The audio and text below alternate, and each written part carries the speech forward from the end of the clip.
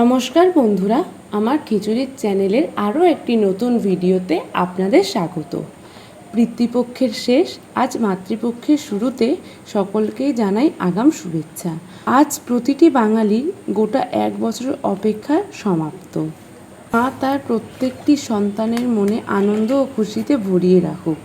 আমাদের এই পরিবারের সদস্যকে জানাই মহালয়ার প্রীতি ও শুভেচ্ছা। এই গোটা পুজো 4 দিন আমাদের প্রত্যেকটি বাঙালির মনে পুজোর আনন্দের সাথে পেট পুজোর আনন্দ তো থাকেই। নিত্য নতুন খাবারের খোঁজ এই কটা দিন সবাই করি, তেমনই এই পুজো কদিন খুবই ইউনিক রেসিপিগুলো, যেগুলো খুব সহজেই কম সময়ের মধ্যে বাড়িতে তৈরি করতে পারবেন, সেই অনুযায়ী আজকের ভিডিও। রেস্টুরেন্ট স্টাইল গোলাপ জামুন ঠিকঠাক পরিমাণ অনুযায়ী নিলেই বাড়িতেই একদম পারফেক্ট বানিয়ে ফেলতে পারবেন। প্রথমেই একটি কড়াইতে 3 কাপ চিনি ও 6 কাপ জল নিয়ে ভালো করে ফুটতে দিন। অন্যদিকে একটি পাত্রে 2টি ডিম ফাটিয়ে দিন, তাতে 2 চামচ চিনি, 2 চামচ জল ও একটি বড় চামচের ঘি গরম করে দিয়ে দিন। এবার ভালো করে ফেটিয়ে নিয়ে রেস্টে রাখুন বেশ কিছুক্ষণ। অন্যদিকে রসটাকে ফুটে উঠলেই 2টো এলাচ দিয়ে গ্যাসটাকে বন্ধ করে দিন। এবার একটি থালাতে 1 কাপ গুঁড়ো দুধ, হাফ কাপ ময়দা, 2 চামচ বেকিং সোডা নিয়ে ভালো করে মাখিয়ে নিয়ে ওই ডিমের গোলাটা দিয়ে ভালো করে একটি ডো মাখিয়ে নিন।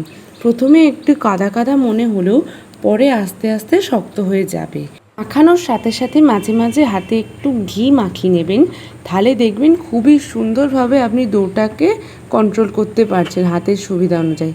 এবার একটি গোল গোল করে শেপ করে নিন ভালো করে। আমি এখানে সবগুলো গোল করে নিয়েছি।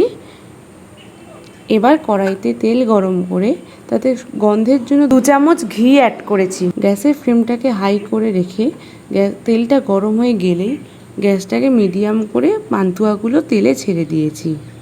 মিডিয়াম ফ্লেমে ভালো করে পান্তুয়াগুলো ভাজতে হবে, যাতে ভিতরটা একদমই সুন্দরভাবে হয়ে যায়।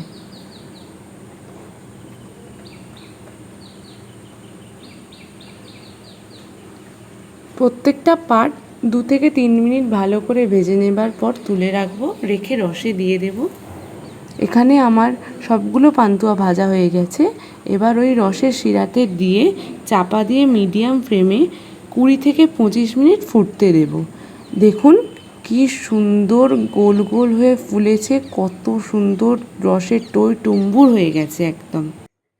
কেমন লাগলো ও কেমন হয়েছে বাড়ির প্রত্যেকটি মানুষকে খাইয়ে আমাকে অবশ্যই জানাবেন। ভালো লাগলে লাইক, কমেন্ট অ্যান্ড শেয়ার করবেন। আমার ভিডিওতে নতুন হয়ে থাকলে অবশ্যই আমার চ্যানেলটিকে সাবস্ক্রাইব করবেন। গরম গরম খাবেন ও ভালো করে সবাই পুজো কাটাবেন। আজকের মতো টাটা, দেখা হচ্ছে খুব শিগগির নতুন একটি নতুন রান্নাতে।